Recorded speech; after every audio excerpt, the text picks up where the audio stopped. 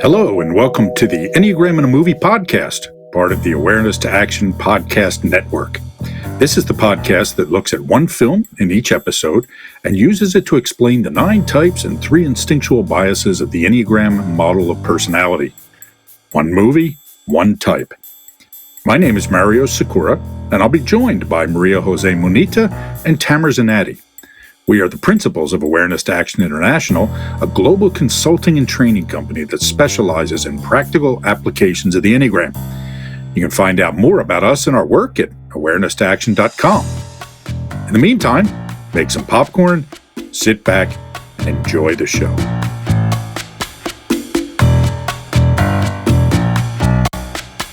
So hello, everybody, and welcome back to the Enneagram in a Movie podcast. This is the part 2 of our conversation with Tom Condon. Last episode, we talked about the movie Jerry Maguire and Enneagram Type 3.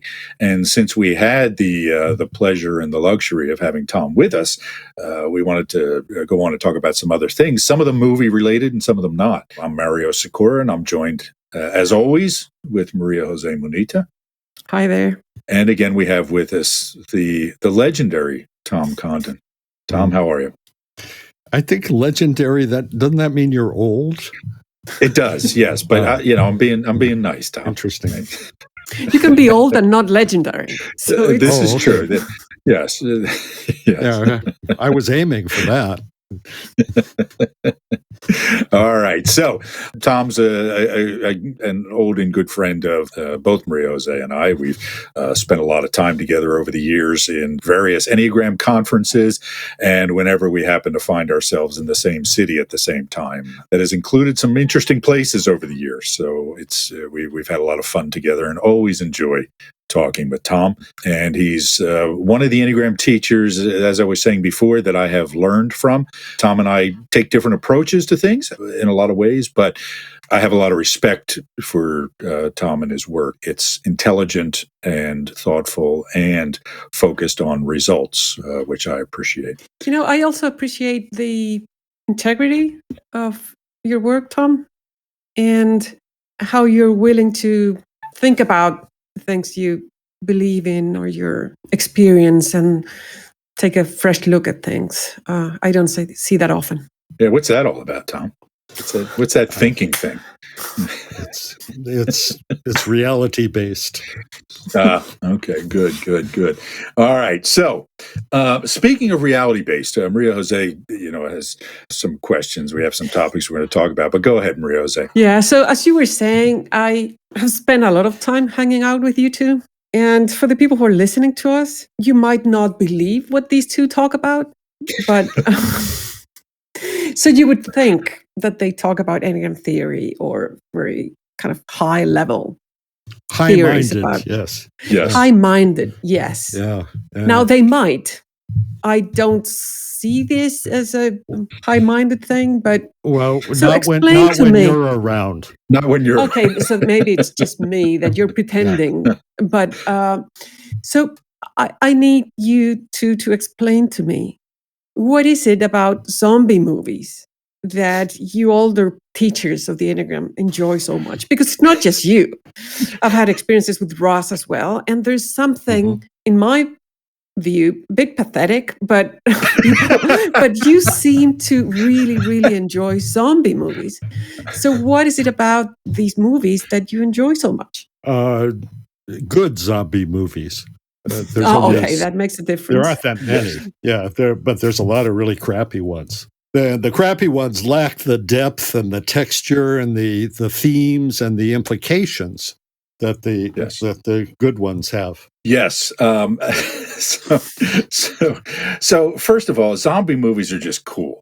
Okay. I mean, there's just nothing cooler than zombies. The idea of these soulless, mindless creatures roaming the earth, for one thing. There are also profound philosophical questions about this. In fact, there is this whole question in philosophy called the zombie dilemma, right? If you take a human and they're exactly the same as a human is, but they have no soul, no anima.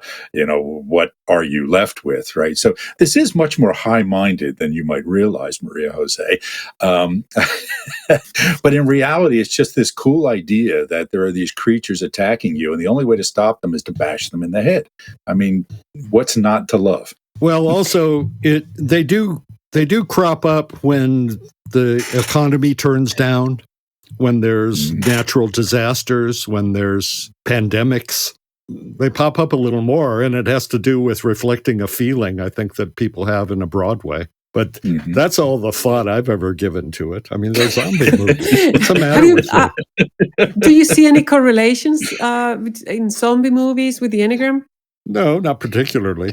Well, between fast zombies and slow zombies, slow walkers, obviously 3 and 9. Yeah. Yes. So for those of you, that's just common sense. Yes. So for anybody who is not, an aficionado of zombie movies, there are basically two kinds. There's the fast zombies and slow zombies, right? And the slow zombies are the ones who are just kind of, bobbing along slowly and stupidly, whereas the fast zombies are rabid. Tom, give me your top 2 or 3 zombie movies for people who are interested in exploring this topic further. Are we going to cut this part out? No. This is great. This is interesting. This is what our fans want, Tom. All right. Okay. Well, Shaun of the Dead, 28 Days Later. What would be another one? I'm not sure. Juan of the Dead, the Cuban one. Yes. That was pretty good. I think that movie, when I heard it from you, because I've never watched one, that thought will never leave my kind of mind because of it was interesting. Well, this is how it starts to affect people, and it really leads to some useful therapeutic inroads. Yes. So I'm with you there on Shaun of the Dead, the greatest of the zombie comedies. Very funny movie. 28 Days Later, a fast zombie classic. I will say that 28 Days Later, and then there was 28 Weeks Later. 28 Days Later is probably the only movie in my adult life that just scared the pants off me, right? I remember seeing that in a theater and then going home to my empty house. It was before I was married, and turning on every light in the house as it freaked me out. I also agree Juan of the Dead was a great one. I'm going to give some credit to World War Z. Okay, the Brad Pitt that was a movie. good film, actually. Yeah, I think so. It didn't get the recognition it deserved. I'm also going to throw in there the original Dawn of the Dead about the shopping mall. And the remake was good too, but the original was great. Yeah, the one with Sarah Polley. Yes. And Ving Rhames, yes. Also, there was one about old people in London where the Oh, right. I can't remember the name of it, though. Where there were scenes where the old person was walking on a walker and the zombie was a slow zombie, so he outran them. That kind of thing. All right, good. So zombies are cool. We've established that. We've established that certain Enneagram teachers have a bizarre fixation on zombie movies. When we have Russ on the show, we're going to have to talk about zombies again, as well as Pulp Fiction, which I know Tom's not a big fan of. Tom's not a Quentin Tarantino fan, right? So that was a good film. Oh, you liked? Okay. All right, good. Okay. So let's transition here. Let's talk a little bit more about movies. And try and ask a serious question next time. I wanted people to see another aspect of two Enneagram gurus. It's not just people who are full of themselves talking about serious stuff. I mean, you're human beings, which is a we're good just thing. A bunch of idiots. Yeah. No. In my mind, I think that it's good to be a real human being, a complete human being that can be playful and enjoy other things rather than the Enneagram. I'm not liking the way you're pronouncing the words human being. Tom and I also go to museums. Okay, can I point that out that we've been to I go to a lot of the museums world's as well. great museums together? Yeah. All right. Okay, just fair to. Okay, so let's talk a little bit about movies. Go ahead, Maria Jose. So, as we said in the previous podcast, you've been working with movies in your practice, Tom, for a long time. So what drew you to movies as a way of understanding the Enneagram? And do you still use them? Do you still find them useful? The story I told before had to do with suddenly realizing I was seeing the Enneagram styles in movies, and I hadn't realized it, and began to sort of write about it and offer up insights based on people's needs to get more skilled and practiced at working with the Enneagram, kind of like a panel. I haven't revised the book in a few years. And one of the reasons is that people are, at least on social media, kind of doing something that has two aspects to it for me. One is where they'll snap judge a public figure without very much information. And then the other side of that is sometimes that's a facet of learning, because the Enneagram is easy to learn but difficult to master. And so people will find it useful to try to type public figures, which, by the way, I believe you can do. It had that purpose originally, to help people just get good at it. And then there is this other side to that where I don't think they're getting good at it. I think they're playing a party game. And that aspect of it is pretty unfortunate and nothing you want to enable.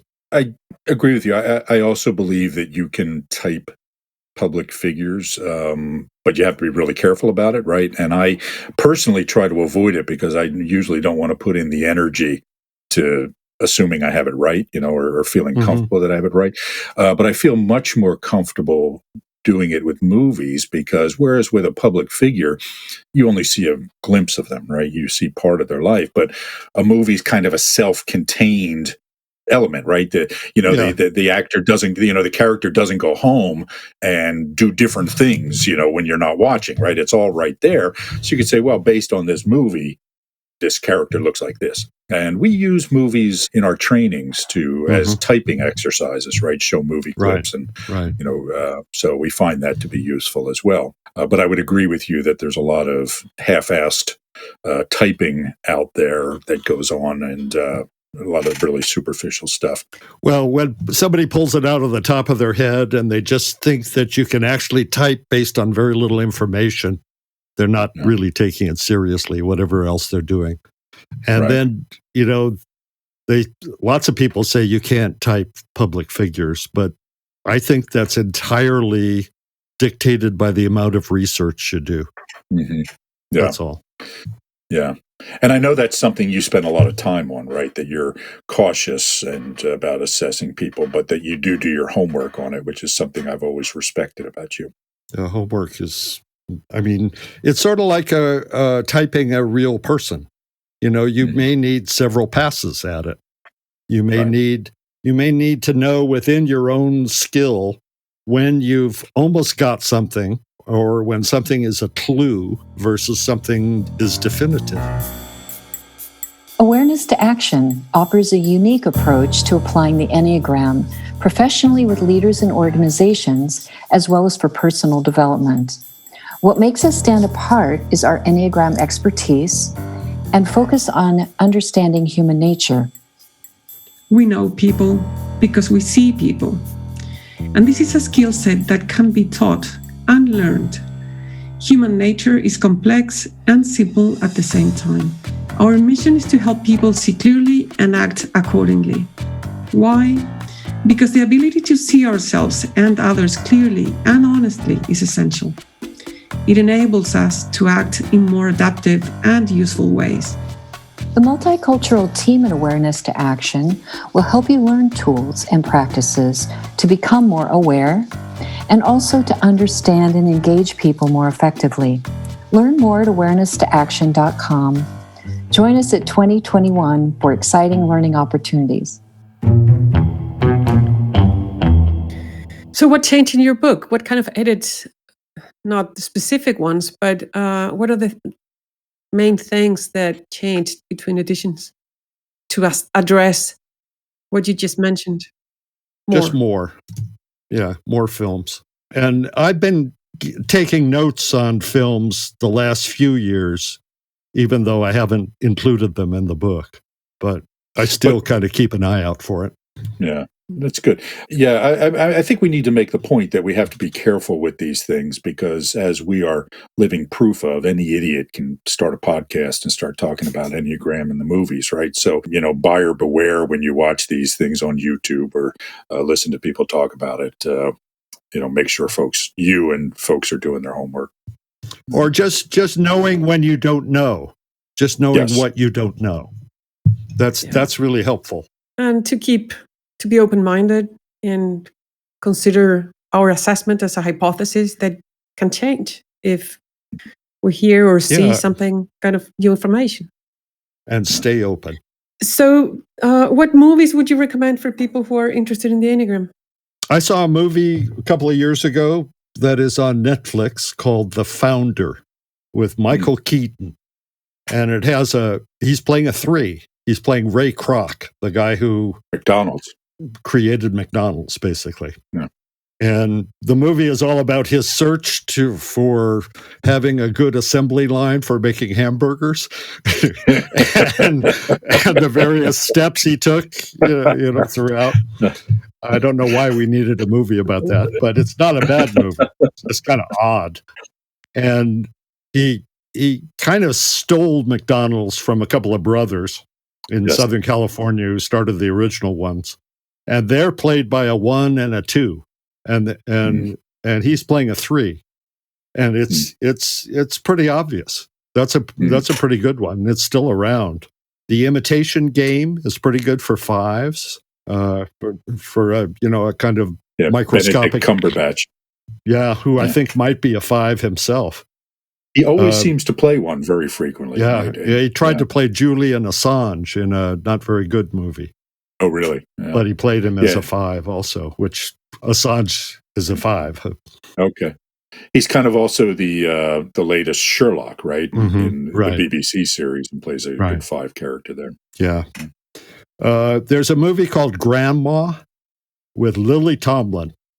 And it was out a few years ago. And it's a really good 8. She barrels her way through most of the movie and then catches herself and starts to apologize. And this is it. There's a kind of contrast and a kind of arc that 8s go through anyway. But that's a good film. Inside Out, that cartoon, seemed to me like it had a 7 and a 4 in it. Yeah, I still haven't seen that. Yeah. You should. And a you 1. See that too, yeah? And a 1 also, Lewis Black yelling. And there's a movie by Jim Jarmusch called Patterson. Oh, yeah. And he's playing a 9. Great I thought 9. pretty conclusively. And his girlfriend is a 7. The Iranian actress. Yes. He was the bus driving poet. That's it. Who every day would walk home to the same place, past the same mailbox. Great. And there's an old movie that you might look for. It's available through various venues, which is a great 2. And the movie is The Prime of Miss Jean Brodie.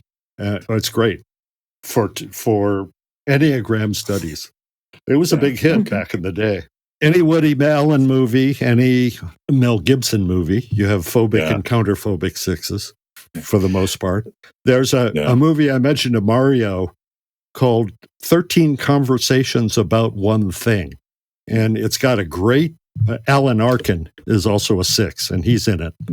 And it's got a great 6-7 dynamic where the 6, Alan Arkin, is jealous of the good cheer of a 7 co-employee, and he gets him fired and then goes through the sort of agony about what he's done. And the cheerful employee takes the firing kind of painfully for the moment and then goes out and gets another better job. And this keeps happening all through the movie. The intent is to, bring him down, and he just bobs higher into positivity. And it's very funny, but it's very vivid too. Great. I'll add to the 9 thing. I'll add Wonder Boys, which I just watched again the other day. There's a good one. Michael Douglas character. There's a good 4, a good 7 in there as well. So I highly recommend that movie. Yeah. Going now to your practice as an Enneagram teacher, and you've been in more countries than Mario has been teaching the Enneagram, which is an interesting accomplishment. It's quite a feat. You've been a lot of places to teach the Enneagram, Tom, haven't you? I travel a lot. Yeah. So, in your experience, how do students learn better? What is the context in which the learning can be enhanced and be deeper and more effective? Do you have any particular things that work? In my background, there's NLP, and NLP has a whole set of practices for what you call modeling. And it's what 3s do in their defense, but it's also got to do with modeling a mentor, let's say, having a role model. And one time I went to a shamanism workshop with an anthropologist, Michael Harner, who had been studying shamanism in South America and had made a bunch of kind of very simple methods out of it. And I thought, oh, that'd be great to model how somebody becomes a shaman. And so I asked him, I said, what would you, I explained what modeling was. I said, what would you say is the first step? And he said, well, have a nervous breakdown. And that kind of rocked me back. But it also comes to mind in relation to working with people as clients and also in teaching seminars. Everybody comes at it from a different angle and different set of life circumstances and a different need. Effective teaching.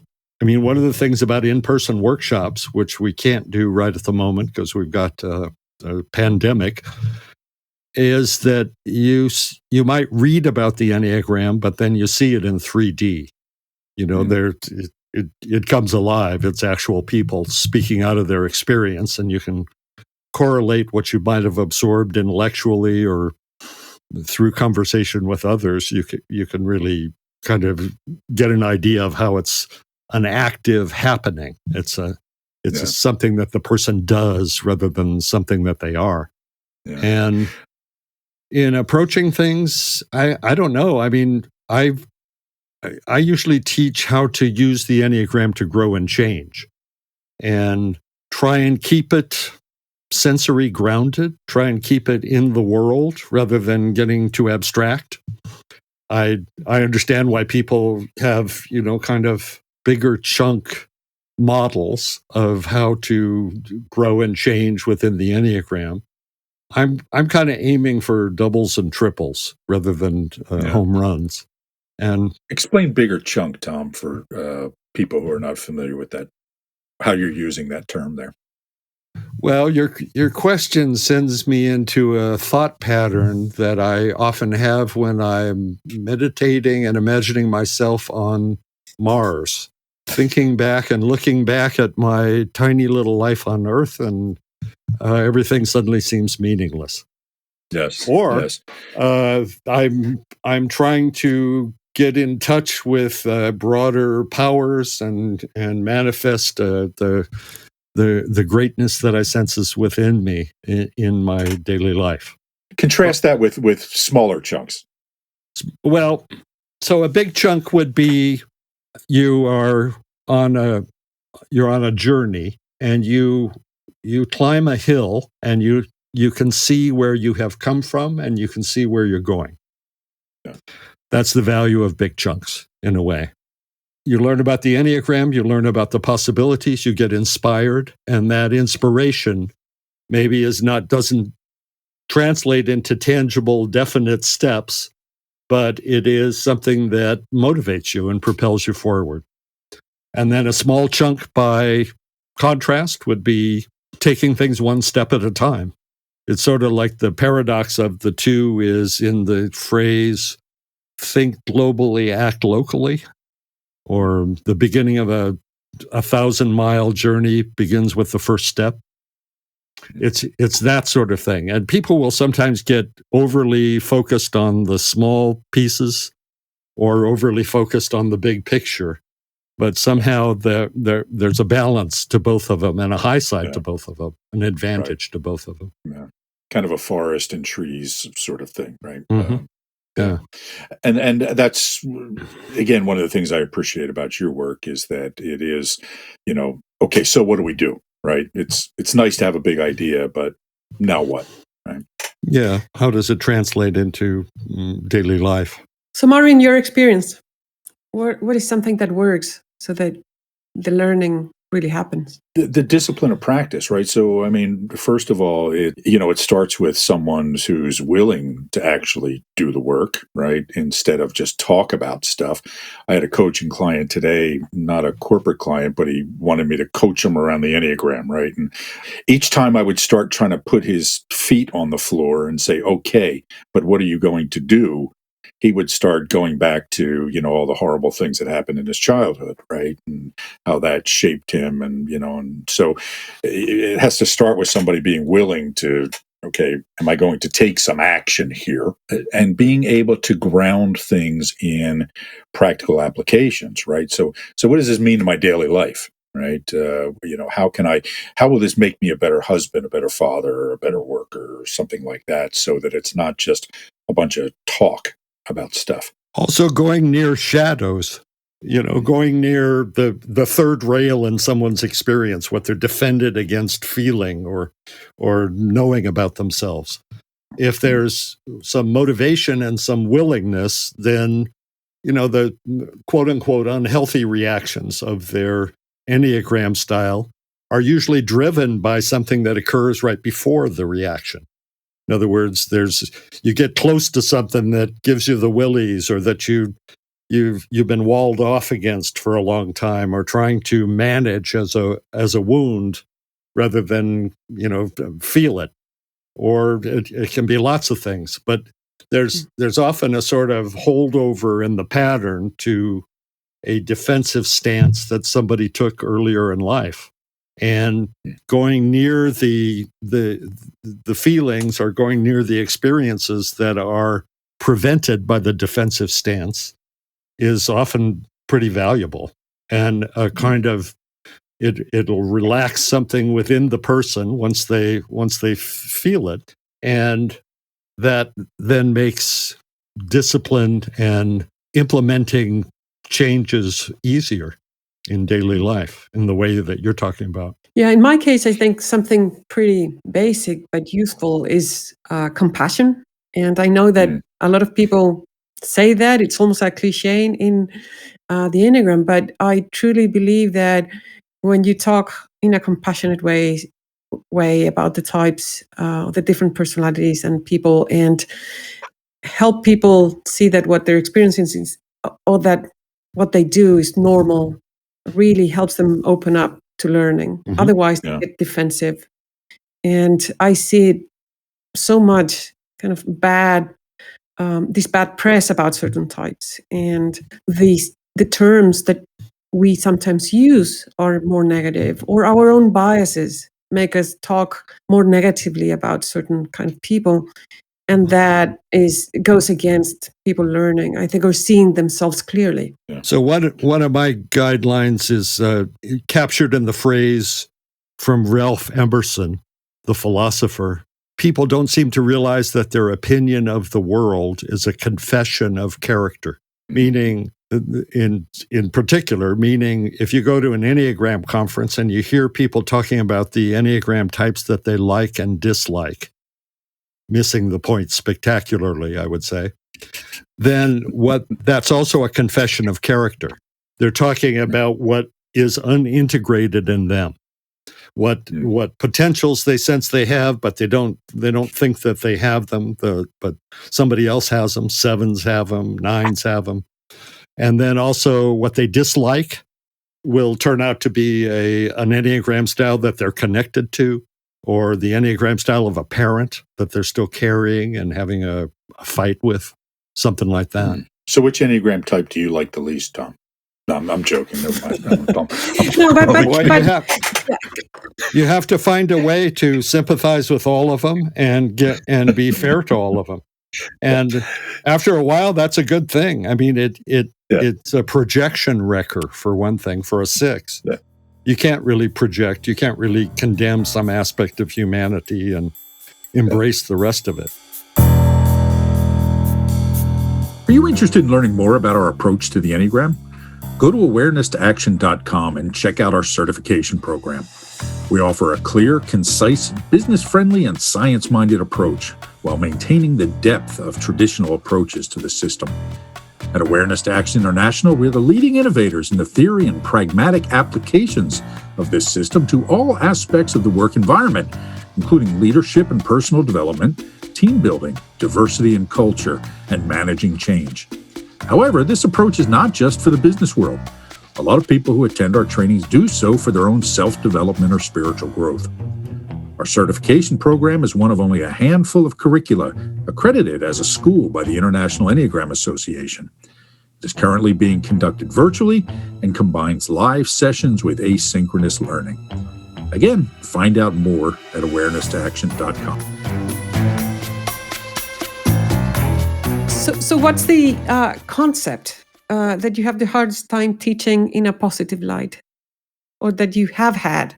It could be a personality style. It could be a theoretical concept that you don't respect or didn't respect and now you do. So is there anything that you have a hard time teaching in a positive light? Well, I don't think I would teach it. Yeah, let me give a context for that. Something that, Maria-Jose and I talk about sometimes is how we have to be careful about letting our biases slip in. For me, for example, I have a hard time, and this won't come as a surprise to you, but I have a hard time seeing and understanding male 2s, right? To me, it's just like, why would that be? Right. I mean, not why would I have that issue, but why would there be a male 2? I tend to be blind to them, right? And again, that reflects, some of my issues and biases, as you said there, right? It's easy to see and why. They often manifest the style differently than female 2s. Mm-hmm. They really do. Yeah, or when we're teaching the instinctual biases, we sometimes see ourselves being a bit more negative about transmitting or preserving than navigating, or sexual and self-press rather than social, in our case, in the other terminology. So it's not like we don't like them, but instinctively or non-consciously, we play it in a way that they don't seem that good sometimes. Well, I mean, those are all things to work on. I mean, from my standpoint, anytime I found a bias, I would really try to kind of pull up the ego weed that was, involved in it and figure out what it meant about me. I mean, if, Mario, you're an 8 and you got a built-in connection to 2, if you're reacting to male 2s, then that says something. Yeah. It's for the mill. Yeah, which absolutely. And what's interesting for me is not that I react to them in a negative way. I just have a hard time seeing them. Right. Yeah, when I'm assessing someone, it's like the last thing to occur to me. Oh, this is a 2. Right. It's not a hostility in a sense so much as but there could be an I statement in that somewhere. Sure. Of course. Yeah, of course. Yeah, and I think that was the point Maria-Jose was making regarding the instinctual biases, is that, it is, in our minds, the instinctual biases are very much reflections of values, right? So, we pay more attention to this than we do to this, and therefore tend to just place a higher value on that domain.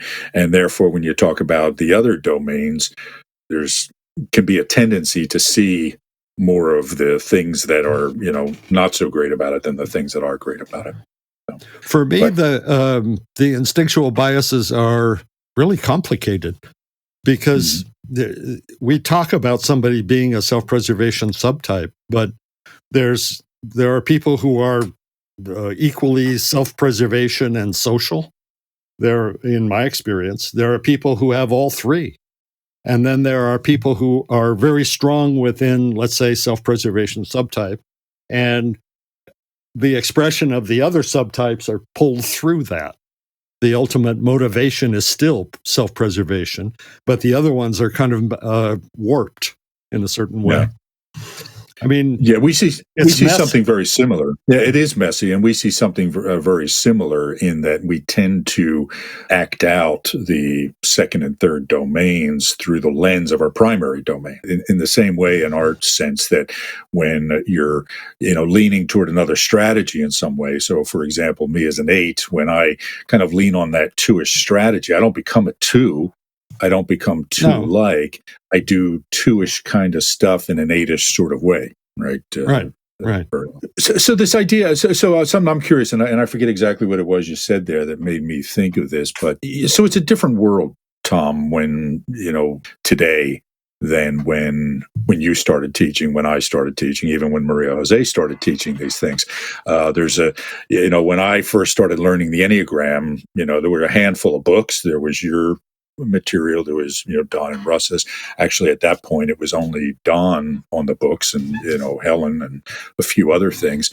Give me a state of the Enneagram from your perspective. And I know I'm kind of opening a door here that might not be that happy to talk about. But tell me how the Enneagram world's different. We can't use the word viral anymore.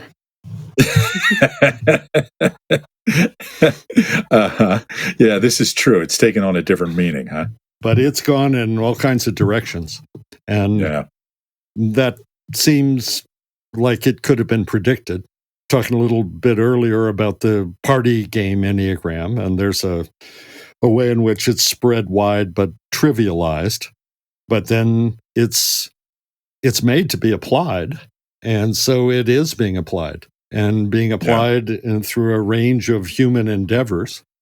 Ultimately, this will be used for somebody's highest aspiration and wanting to kind of transcend their personality limits. And then some idiot's going to use it for eugenics at some point. I mean, it just seems obvious.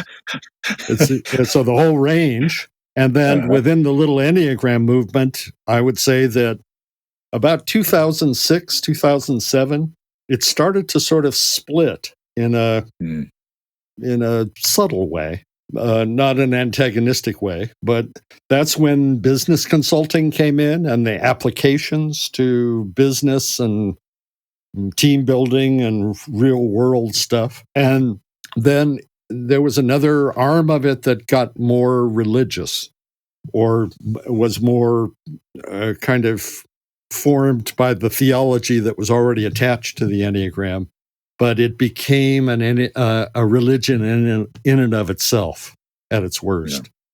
Yeah. At its best, it's sort of a big chunk framework for gauging how far you are progressing, and then all you have to do is add in the little chunks, the daily steps. Yeah, I'll just note that 2006 was the year Awareness to Action was published. So it was a groundbreaking moment in Enneagram history. So that's when I attended my first Enneagram workshop. There you go. Ruined everything. Yeah. I feel hallowed and honored, and we're part of a sacred movement, or not. So it's you make an interesting point. So there is this sort of democratization of the Enneagram, right? This proliferation, and there's always going to be a watering down of that. And there are some, it seems to me, who feel that it should be more closely held and more tightly held. Right. Mm-hmm. I know, for example, with myself, I tend to get frustrated with some of the memes that I see, and what type should you marry? And I've even seen like what's your Enneagram type birthday cake flavor, kind of things. Yeah. What type breathes the most? Right. And there was one I saw recently of, which Enneagram types never think about the past or the future, which is interesting. And then there was a whole list. Yes. And I thought every one of them was wrong.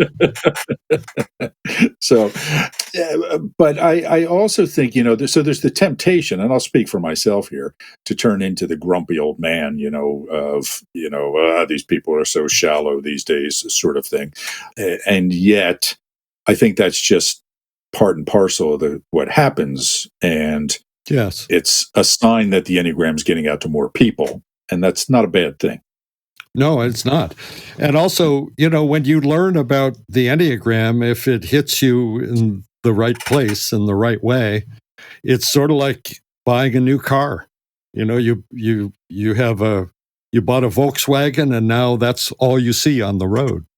Mm-hmm. You start looking for it everywhere, and Right. and it's hard to really learn and integrate and go beyond your teacher's version of it and make it your own. And so that involves a lot of repetition as well. And you don't know when somebody's trivializing it or sounds like they're trivializing it, whether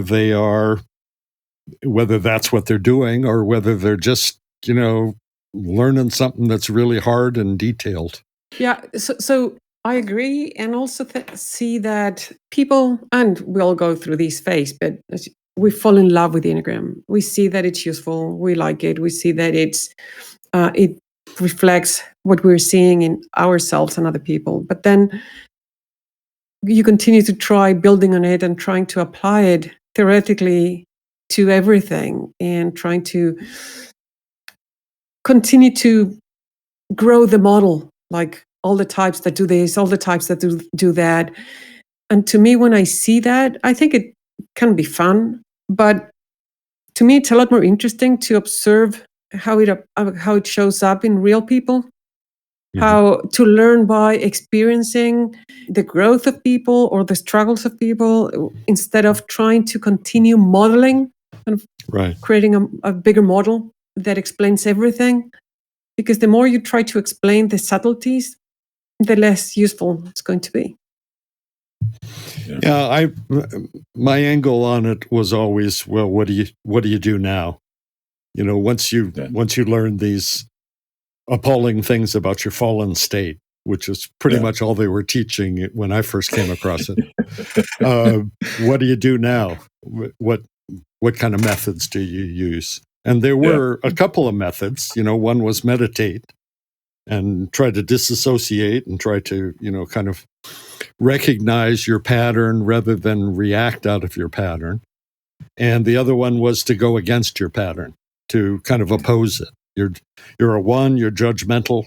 Knock that shit off, stop being judgmental. Stop it. Yeah, stop it. The Bob Newhart thing, right? The Bob Newhart thing. And so people would struggle that way. And sometimes it helps in a limited way, but it also kind of strengthens the reaction as well, Yeah. But people are different, even within Enneagram styles, amazingly. And there's, they're at different phases in their life. They have different challenges. They have different personal histories. They have different, sort of dimensions of their experience that they disassociated from or sat upon.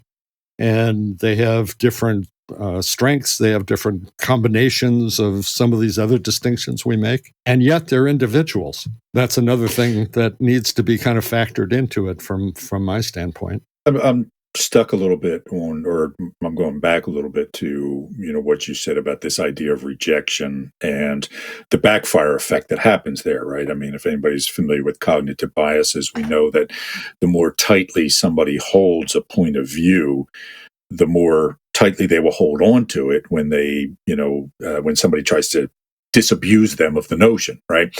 And I think that happens on an individual level when we start to reject this thing, this, whatever we want to call it, an ego fixation or a pattern. And so I'm in full alignment, that's the wrong, for me, it's the wrong approach to try and reject this fundamental aspect of ourselves. And so our approach is to work with the strategy, right? Work with our narratives about the strategy. So in my case, it's around striving to feel powerful. The problem I have is that I have these limited implicit definitions of what powerful means. And some of those implicit definitions carry maladapt behaviors with them. I don't have to be nice to people, they have to be nice to me because that's what being powerful means. And so our approach is to start to challenge, or not challenge so much, but redefine those definitions, to rewrite those narratives. Yeah. Yeah. Do you do anything similar to that, or what is your approach of kind of not resisting or not rejecting, but working with? So with striving to be powerful, the thing I mentioned before would come into it. What happens right before you strive to be powerful, and what that gets you at a certain point. It gets you to a shadow. It gets you to some point of vulnerability, some way in which the person's defending themselves that may be outmoded or extraneous or obsolete, and usually relates to their earlier understanding of life and who they were and what was possible. And the other, I'm having a senior moment. What was the other part of that question? Well, I was just about what your approach to kind of rather than working against or rejecting, working with what you have. Sometimes if somebody is resisting a certain feeling, but it's there, sinking into that feeling, giving it its due, trying to cast around. You actually do this in a different sort of way, casting around for what the motivation is, what the person unconsciously thinks they're trying to do for themselves, how they're trying to defend themselves, for example, how they're trying to protect themselves. You would call it commitments, I think. And, what they're committed to is sort of the same way of talking about what we call secondary gains. What are the perceived unconscious advantages of continuing to react like an unhealthy 6, an unhealthy 8, an unhealthy 1? Right. And what is it that you think you're trying to do for yourself? And then I have NLP in my background also. With NLP, you're focused on the senses and what the sensory quality of an experience is rather than an abstract idea or a word that encompasses an experience. It's more like, what do you see? What do you hear? What do you feel? What do you taste? What do you smell? What do you feel in your emotions versus what do you feel in your body? And then there are what they call submodalities, which is if a 6, for example, is scaring themselves, they don't do it with a small picture. They do it with a large picture. It's got to be big. It's got to be loom over them, maybe, be larger than they are. So they feel like maybe a child in relation to a giant image of an authority figure. There's a soundtrack to it. And sometimes the soundtrack's rather loud. It's sort of like sitting in the front row in one of those multi-theaters that we have now where the sound is really loud and the picture's looming over you. And then maybe there's anxiety in the chest and tension in the belly or vice versa. But they're not rigid, but they're consistent. And if you think about it, if you're going to scare yourself, you're not going to do it with a postage-sized picture of it's inefficient. A growling demon or something, or a zombie. A zombie. A zombie. That's right. And it's not going to be a slow zombie. It's going to be a fast zombie. It's going to be a fast zombie. Right? It'll be moving. Often the pictures are moving. They're movies rather than still frozen pictures. That's how you scare yourself. Yeah. So a given 6, they'll have some sort of set of sensory perceptions that are typical when they're scaring themselves. And approaching it that way is like a can opener. Sometimes it's another way to talk. You were talking about this before, Mary Jo, the way in which you can talk about Enneagram styles, and it's like being honest, but without being judgmental, where you can, sort of talk in this neutral way. Well, here's the high side, here's the low side. This is typical. Here are some strengths that you might not have recognized, that the model points out. And it's even more that way when you can talk about it in a sensory grounded way. Yeah. And then getting a person sort of aware of and in touch with how they are doing something to themselves. You could have terminology like 6 is a fear type, but actually a 6 scares themselves. That's different. It's more active, it's more voluntary. Or you can talk about 9s having a mental fog that comes in and takes them over and they have amnesia for their priorities. But if you work with nines and they say, well, I'm just seeing fog, there's a self hiding in that fog. And one of the ways that I find it useful to talk about that is to ask the person what their sense is of what they're hiding, how they're hiding. Hiding is a more active thing than saying, oh, well, the fog rolled in and I had to wait till the afternoon before the sun burned it off. And, that kind of thing. Right. Where it becomes an excuse. Are you interested in learning more about our approach to the Enneagram? Go to awareness-to-action.com and check out our certification program. We offer a clear, concise, business-friendly, and science-minded approach while maintaining the depth of traditional approaches to the system. At Awareness to Action International, we're the leading innovators in the theory and pragmatic applications of this system to all aspects of the work environment, including leadership and personal development, team building, diversity and culture, and managing change. However, this approach is not just for the business world. A lot of people who attend our trainings do so for their own self-development or spiritual growth. Our certification program is one of only a handful of curricula accredited as a school by the International Enneagram Association. It is currently being conducted virtually and combines live sessions with asynchronous learning. Again, find out more at awareness-to-action.com. It's interesting to me to hear this, Tom, because it's kind of a different angle to what we do, but they complement each other. When we talk about the strategies and the root of the strategies being a feeling need, and then that affects the way we think, and then the actions. And I think all of that you can describe as well by these things you're talking about. It's the logic of the person, it's how we do it, the things we say to ourselves or think about when we are in these patterns. So it's interesting to see how it adds these different perspective to something similar. Well, it would add to an auditory story. A person tells themselves, "Oh, I missed my plane. But what do you expect? I'm Irish. Bad luck follows me everywhere." But in addition to that, there's movies in the mind's eye or pictures that are also part of the story. And then there's feelings in the body or habitual emotions that are also part of the story.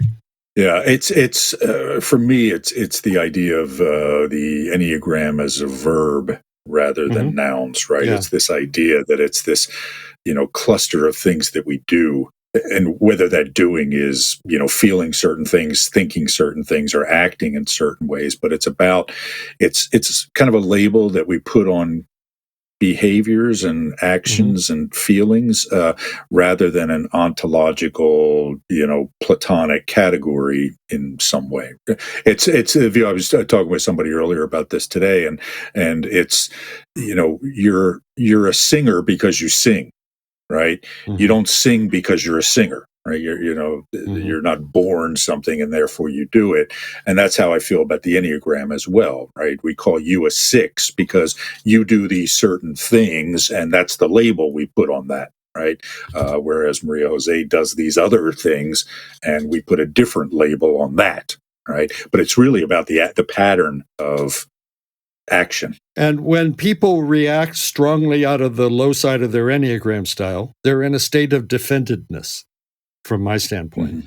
They're defending something. And usually what they're defending is kind of unconscious, or it's got to do with something in their history or some way in which they understood how to organize their experience, or a role that they fell into playing in their family system growing up. And so for me, the ontological part of it is what preceded them arranging themselves and using themselves in that particular way.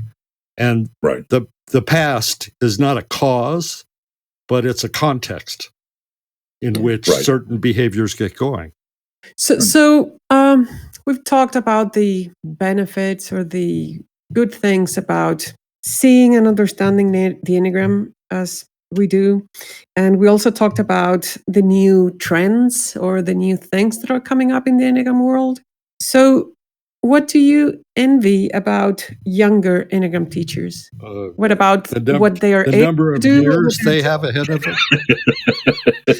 Yeah. So what would you take from them? And here, I've been teaching the Enneagram for 13 years already. So I don't see myself as young anymore. So I'm part of this question. So what is it that you would like, that you envy of these new teachers of the Enneagram? This has history to it as well.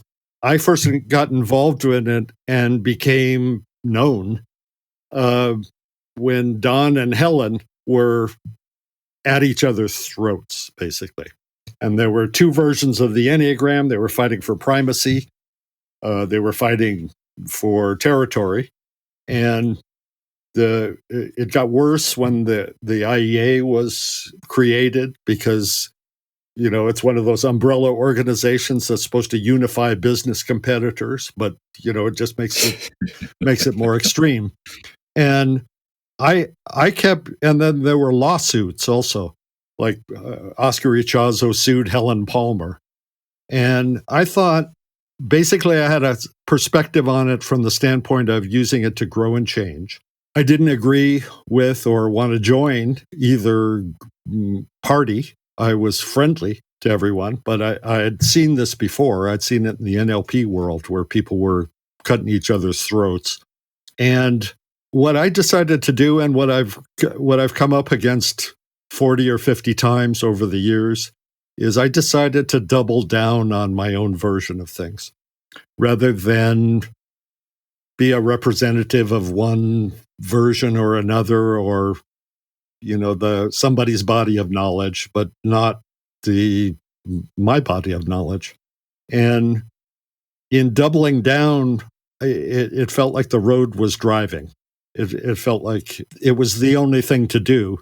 And people were talking back then in like the mid 1990s, for example. One of the Enneagram teachers had the idea that we should all agree upon 15 or 20 adjectives that described each Enneagram style and stick with those. And we shouldn't vary from it. The drive to make it into some sort of uniform thing. Whereas I didn't, the Enneagram's a model. Models aren't exactly real. They're replicas of something.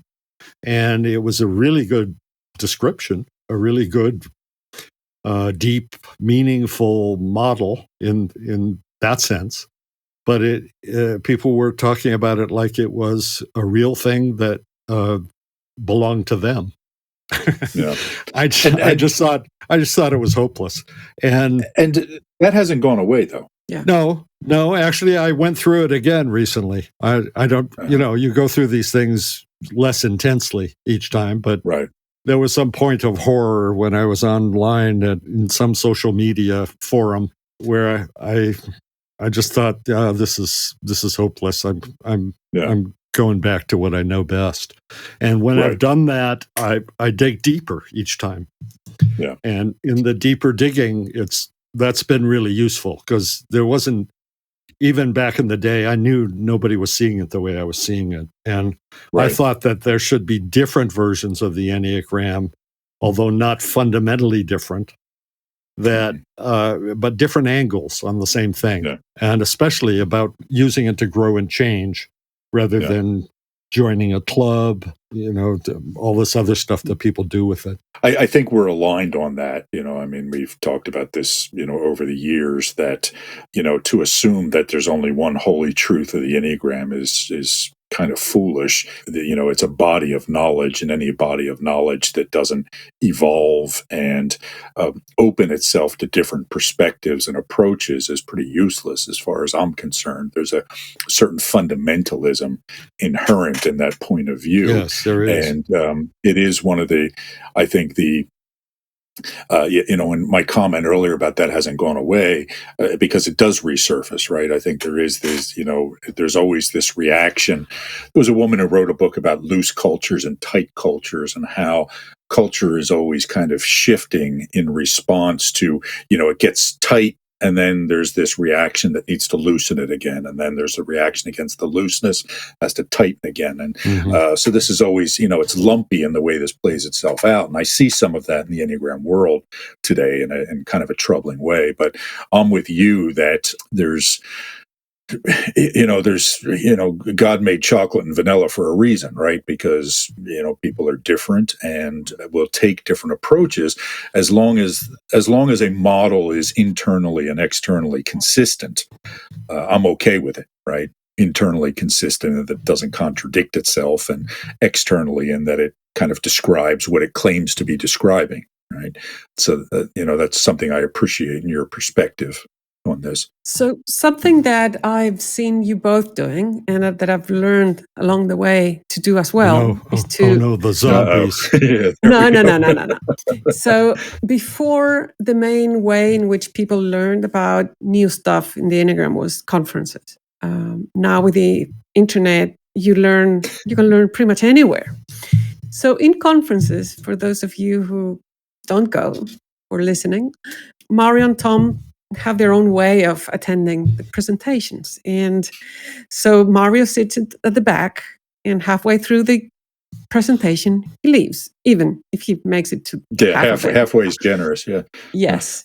And Tom stands at the back or pops his head at the door and listens to a bit of it and then leaves. Now, I know that you both are curious about new stuff.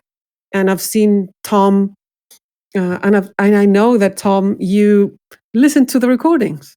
So surprisingly, you know what's being said. You just don't stay for the whole presentation at the conference. So in this new world with the internet and all these virtual conferences, what's the equivalent of standing at the back and then listening to the recording or reading what's being written? There's plenty of recordings and, courses you could sign up for if you wanted. And a lot of free stuff for you, now, too. But for you, how do you stand at the back in this new world?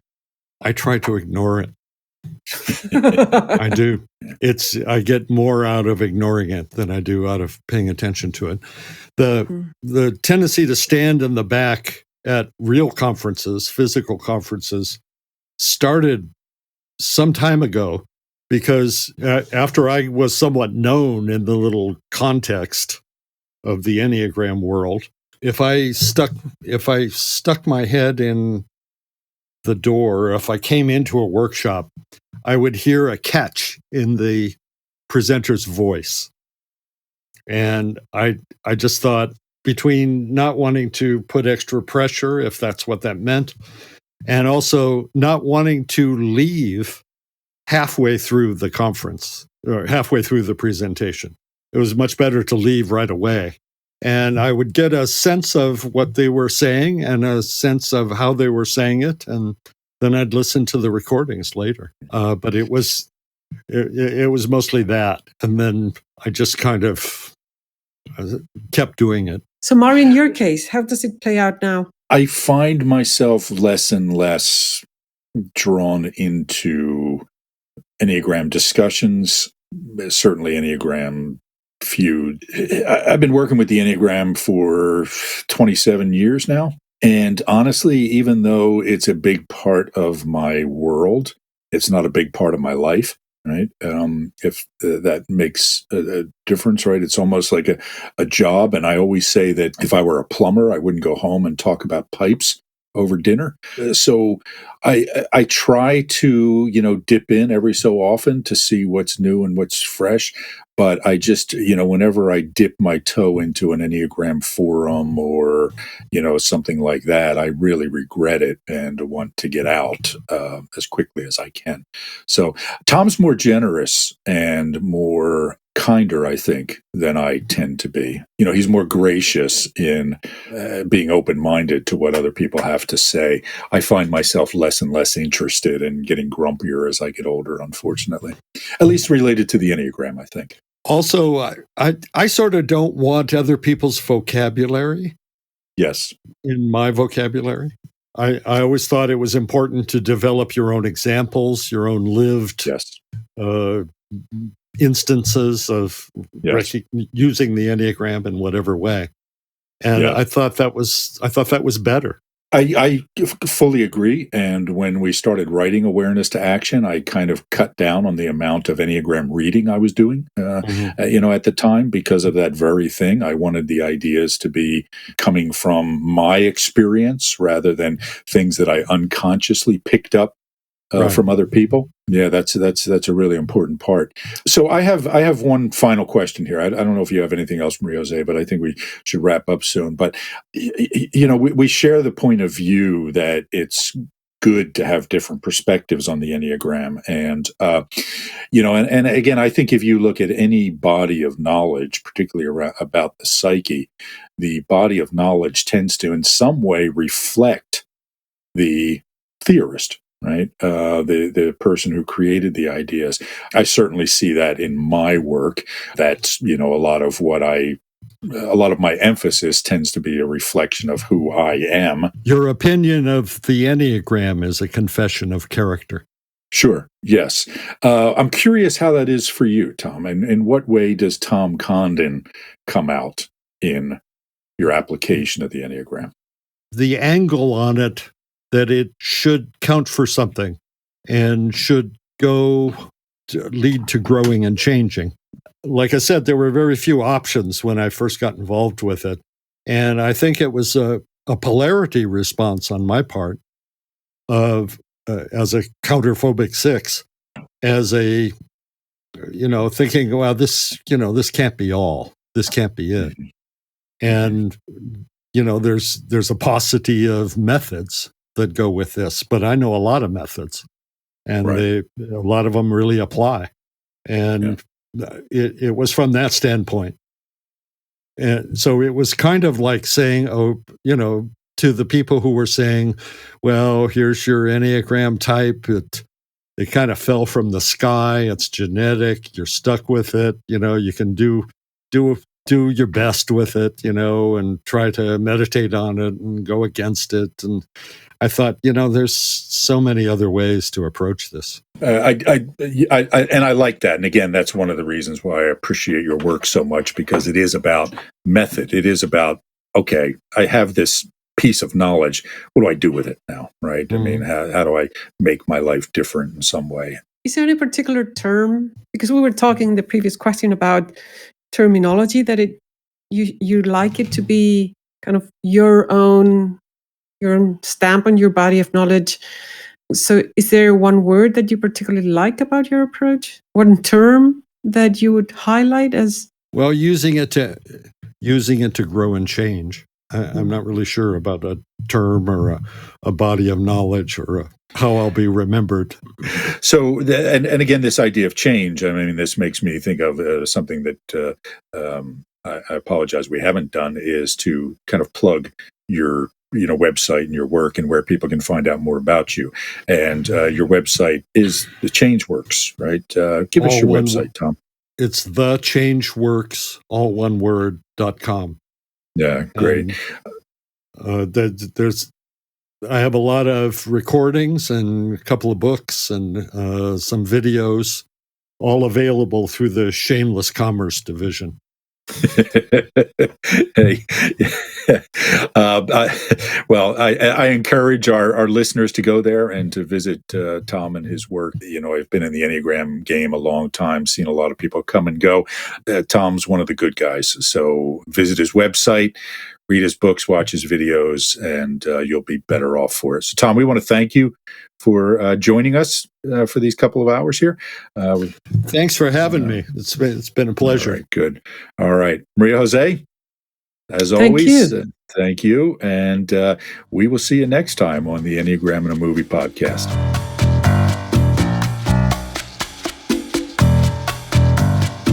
Thank you for listening to the Enneagram in a Movie podcast, part of the Awareness to Action podcast network.